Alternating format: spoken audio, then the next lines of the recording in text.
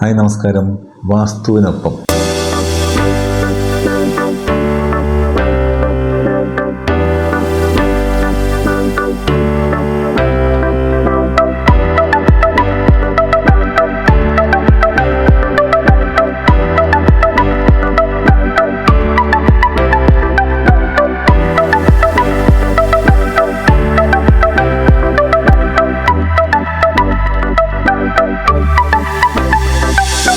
നമ്മളിതിനു മുമ്പ് വാസ്തുവിനോടൊപ്പം തന്നെ നമ്മൾ കൺസ്ട്രക്ഷൻ്റെ ടിപ്സ് കൂടെ കൊടുക്കുന്ന ഒരു സീരീസ് ആരംഭിച്ചിരുന്നു. 1-2 വീഡിയോ അതിൻ്റെ പുറത്ത് നമ്മൾ ചെയ്തിരുന്നു.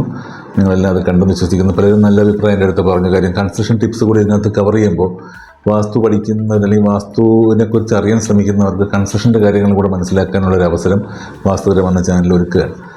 ഇന്നത്തെ വാസ്തുവിനൊപ്പം എന്ന പങ്ക്തിയിൽ നമ്മൾ ചർച്ച ചെയ്യാൻ പോകുന്നത് ലീക്ക്. ബാത്റൂമിൽ നമ്മൾ വീട്ടിൽ കോമൺ ആയിട്ട് കാണുന്ന ഒരു പ്രശ്നമാണ്.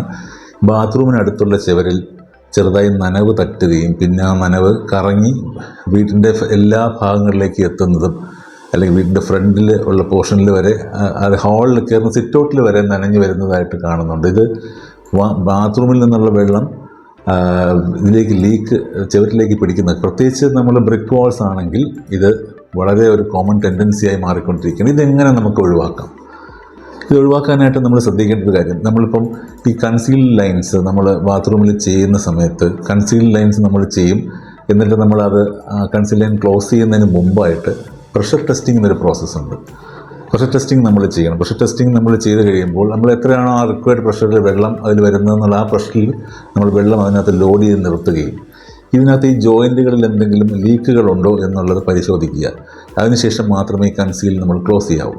അങ്ങനെ ചെയ്യുന്നതുകൊണ്ട് ഈ ലീക്ക് ഫ്രീ ആണെന്നുള്ളൊരു കണ്ടീഷൻ നമ്മളവിടെ എൻഷുർ ചെയ്യുന്നതിനോടൊപ്പം തന്നെ ഈ പൈപ്പുകൾ നമ്മുടെ എല്ലാ ജോയിൻറ്റും വളരെ സ്ട്രോങ് ആണെന്നുള്ളത്, നമ്മൾ നല്ല രീതിയിലുള്ള ഒരു പ്രഷർ കാര്യം. നമ്മളിപ്പോൾ ഒരുപാട് ഹൈഡ്രോന്യൂമാറ്റിക് സിസ്റ്റം എന്ന് പറയും, അതായത് പ്രഷർ പമ്പ് വെച്ചിട്ടാണ് നമ്മളിപ്പോൾ പല പുതിയ മോഡേൺ പ്ലംബിംഗ് ആക്സസറീസൊക്കെ നമ്മൾ ഉപയോഗിക്കുമ്പോൾ പ്രഷർ ലൈനാണ് പ്രഷർ ലൈൻ മുകളിൽ നമ്മൾ പ്രഷർ വയ്ക്കും.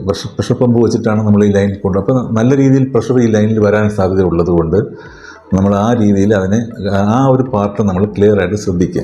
ഇനി ശ്രദ്ധിക്കാനുള്ളത് ടൈലിടുന്നതിന് മുമ്പ് നമ്മൾ ശ്രദ്ധിക്കണം. ടൈൽ എപ്പോഴും നമ്മൾ സ്പേസർ ഇട്ടിട്ട് ചെയ്തിട്ട് എപ്പോക്സി ഫില്ല് ചെയ്യണം. ഈ ജോയിൻറ്റുകളെ എപ്പോക്സി കൊണ്ട് ഫില്ല് ചെയ്യണം.